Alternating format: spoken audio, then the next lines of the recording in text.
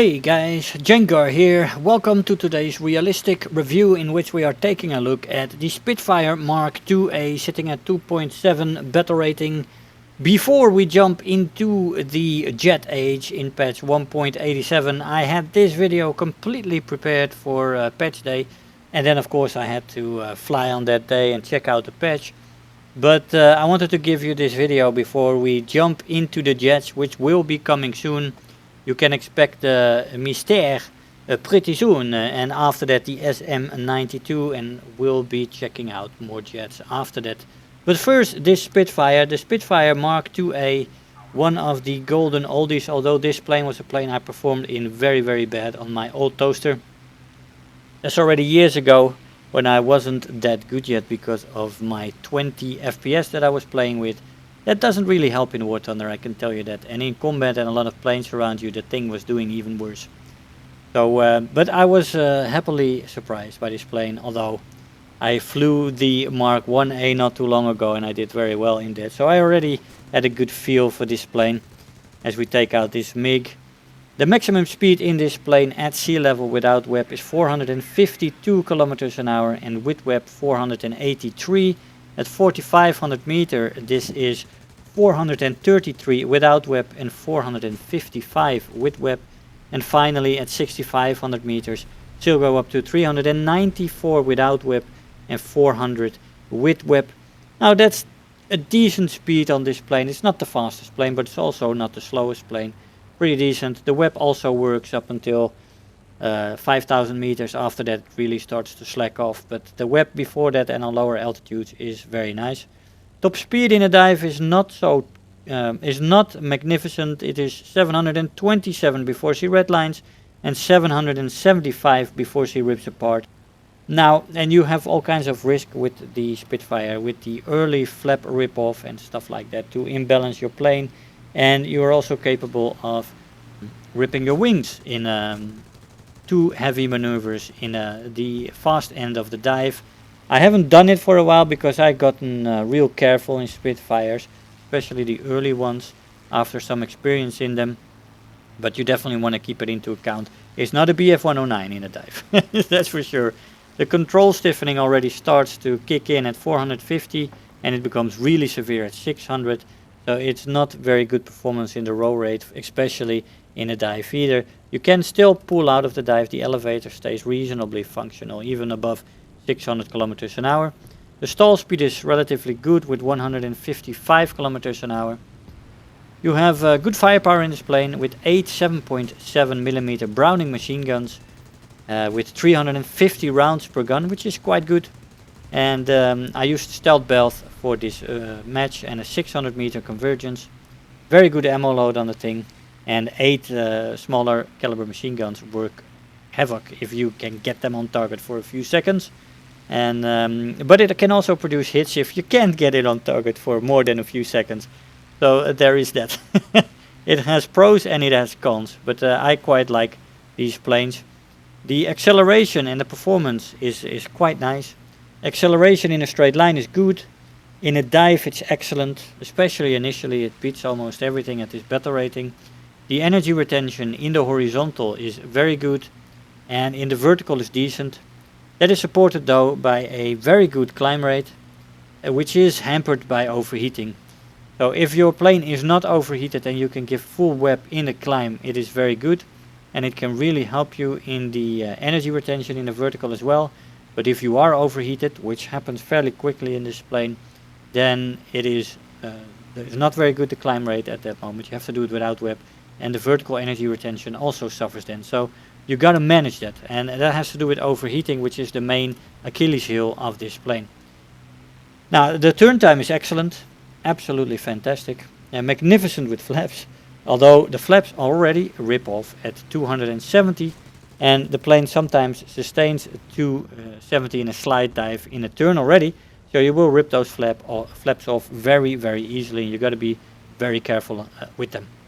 The roll rate in the plane is above average to decent, and the overall maneuverability is great. Now we come to the overheating, which is atrocious. It overheats very quickly and it cools off very difficult, so you have to manage that. As I said, it's also important to go into a dogfight with white numbers and not orange or red, God forbid. This is an energy fighter and a turn fighter, and it can fulfill both roles very good. It is absolutely very good in both those roles, and you can transition between them very easily due to the excellent acceleration in this plane. Once you have turn fighted, you can easily transition back to energy fighting as the plane picks up energy quite nicely. So there is that, and in the hands of a good pilot, this plane feels very good, but in the hands of a beginner it can also feel very good because the plane is forgiving in the sense that it is very maneuverable, and you know, one mistake won't immediately kill you most of the time. Of course, it depends on the mistake you made, I guess. But durability is decent. It can take a hit or two, and it can definitely get you home. Although, you know, the engine sometimes takes some good damage if you get a solid hits on there. But all in all, I quite like the plane. Absolutely. It is not a good boom and zoomer. That is the one role where the plane doesn't excel. It is not good in a dive. The top speed isn't the highest, and the performance in that dive also isn't good with the control stiffening, but also with the problems with the wings. Sometimes they will rip off. Once you get used to them and you become an expert in the Spitfires, it won't happen to you that often, but still it can happen, and it's something to think about. But the flaps, when it comes to that, and the overheating are the Achilles heels of this plane. Flaps can rip off very, very easily with 270, and there we go for the steel kill, the kill steal. With this F4U. I had 4 kills. That was supposed to be my ace, but unfortunately I got a fire, didn't finish him off. I thought I'll let him burn to the ground because he was already starting to dip the nose and going into those spirals those bombers can make, but the F4U just thought, well, I can get a kill here, man. So unfortunately my rightful ace was interrupted there. I was quite pissed at that moment. Anyway, patch next to this plane, which is excellent as I said, in the roles that it does well.